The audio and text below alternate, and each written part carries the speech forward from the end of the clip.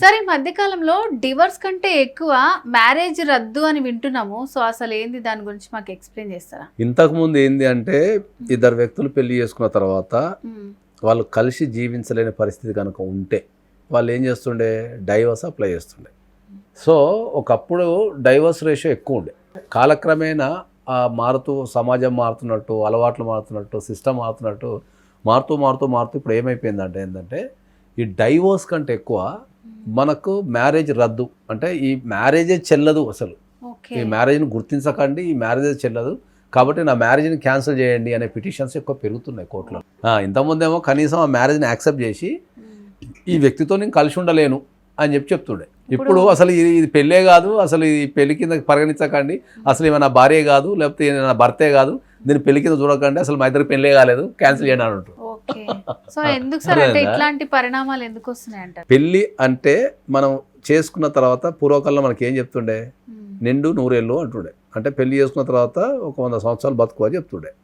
Okay, so నువ్వు ఒక వ్యక్తిని పెళ్లి చేసుకునేటప్పుడు ఏ ఉద్దేశంతో చేసుకుంటామంటే చచ్చిపోయేంత వరకు మనం కలిసి ఉండాలి అని ఒక రిలేషన్ ఏర్పరచుకోవడానికి పెళ్లి చేసుకుంటాం మనం.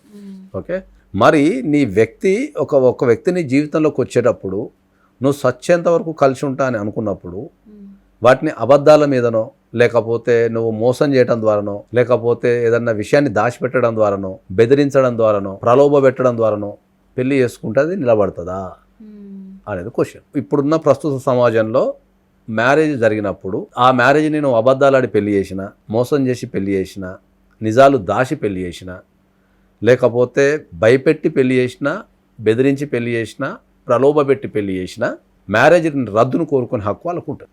అంటే ఈ పెళ్లిని రద్దు చేయండి, అసలు ఈ వీళ్ళు పలానా వ్యక్తి నన్ను మోసం చేసి పెళ్లి చేసుకున్నాడు, లేకపోతే పలానా అమ్మాయి నన్ను మోసం చేసి పెళ్లి చేసుకున్నది, లేకపోతే పలానా అమ్మాయి నిజం దాచి పెళ్లి చేసుకున్నది. ఎందుకంటే ఏంటంటే వీళ్ళు ఏజ్ అయిపోతుంటుంది, ఏదో ఒక రకంగా మ్యారేజ్ చేసుకోవాలా, పెళ్ళైన తర్వాత ఏడికి పోతారు, మనతో నాకు కలిసి ఉంటారు కదా అనుకొని వీళ్ళు అబద్ధాలు ఆడో, మోసం చేసో, లేకపోతే ప్రలోభ పెట్టో, బెదిరించో పెళ్లి చేసుకుంటారు. ఓకే, పూర్వకాలంలో ఏంది 100 అబద్ధాలు ఆడిన ఒక పెళ్లి చేయమన్నారు. పెళ్ళైన తర్వాత ఏం చేస్తలే, తలరాత ఇట్లున్నదని చెప్పేసి కాంప్రమైజ్ అయిపోయి ఏం జరిగినా కాంప్రమైజ్ చేస్తుండే.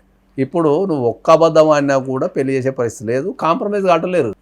ఇప్పుడు ఏమంటారు, ఈ అబద్ధాలు చేసి పెళ్లి చేసుకుంటే వీటితో జీవితాంతం ఎవరు ఉంటారు, లేకపోతే అబద్ధాలు మోసం చేసి పెళ్లి చేసుకుంటే ఈ మొత్తం జీవితాంతం ఎవరు ఉంటాడు అని చెప్పేసి క్వశ్చన్ చేస్తున్నారు. ఓకే, మనకు కల్చరల్ చెప్పారు అంటే ఎవరి గురించో ఇంతకు ముందు భయపడి, అవును, సమాజం గురించి భయపడుతుండే, ఫస్ట్ సమాజం గురించి భయపడుతుండే. పెళ్ళైన అమ్మాయి భర్తతోనో, లేకపోతే పెళ్ళైన అబ్బాయి భార్యతోనో లేకపోతే అమ్మో ఈ సమాజం ఏమనుకుంటుందో అని ఈ సమాజం కోసం భయపడి బతుకుతుండే. ఇప్పుడు ఏమవుతున్నది, మనకు సమాజం మీద భయం పోయింది.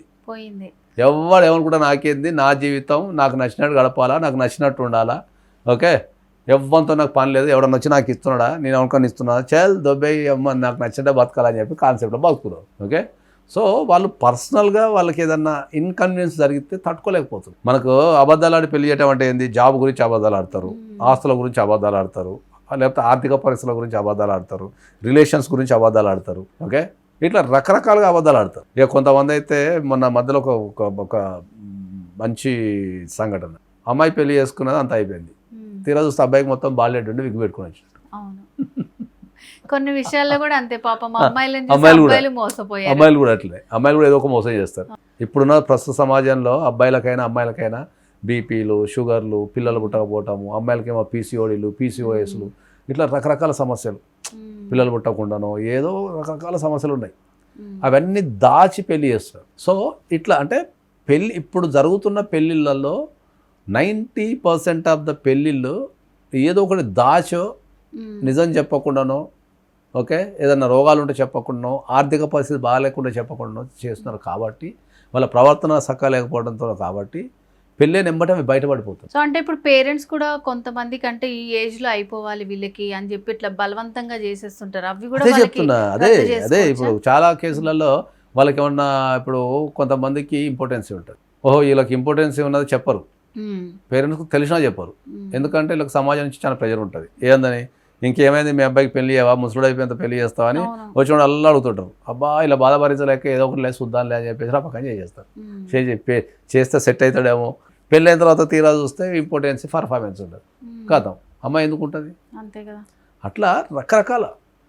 సో మనం ఫైనల్గా చెప్పేది ఏంటంటే ఇప్పుడు జరుగుతున్న పెళ్ళిళ్ళల్లో మీ పెళ్ళి కలకాలం నిలబడాలి అంటే, ఓకే, పెళ్ళి తర్వాత ఏ రకమైన సమస్యలు రావద్దు అంటే, పెళ్ళి తర్వాత అందమైన జీవితాన్ని ప్రశాంతంగా గడపాలి అంటే మీరు ఏ రకంగా అబద్ధాలు ఆడటం కానీ, నిజాలు దాచడం కానీ, రోగాలు దాచడం కానీ, ఆర్థిక పరిస్థితి దాచడం కానీ, బెదిరించడం కానీ, ప్రలోభ పెట్టడం కానీ.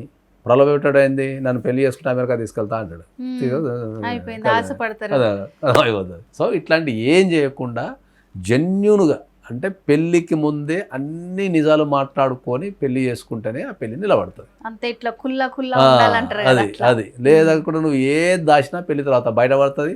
తర్వాత నువ్వు అడ్వకేట్ ఆఫీసు, కోర్టు చుట్టూ తిరుగుతుంటుంది. సో ఫైనల్గా మళ్ళీసారి కంక్లూజన్ ఏంటంటే అడ్వకేట్ ఆఫీస్కి రావద్దు, కోర్టుకు రావద్దు అంటే నిజాలు చెప్పి ధైర్యంగా పెళ్లి చేసేసుకో. అంతే, అవతల వాళ్ళకి నచ్చినాయి, నువ్వు ఎట్లుంటే అట్లా నచ్చారు అంతే అంటే చేసుకో, అంతే హ్యాపీగా తప్ప ఉంటది, అంతే. అబద్ధాలు ఆడి పెళ్లి చేసుకుంటే ఇప్పుడు ఎవరు అమ్మాయిలు సహిస్తలేరు, అబ్బాయిలు సహిస్తలేరు. వాళ్ళు పెళ్లి తర్వాత ఏదైతే నువ్వు అబద్ధం చెప్పో, మోసం చేసో పెళ్లి చేసుకున్నావు, దాన్ని ఆయుధంగా పెట్టి రద్దు చేసుకుంటున్నారు. ఓకే, నువ్వు పెళ్లికి ముందు ఇది చెప్పినావు, పెళ్లి తర్వాత ఇది లేదు కాబట్టి నా పెళ్లి రద్దు చేయండి. అంతే. ఖచ్చితంగా అందరు ఇవి దృష్టిలో పెట్టుకుంటే నిజంగా కోర్టుల చుట్టూ తిరగాల్సిన అవసరం రాదు.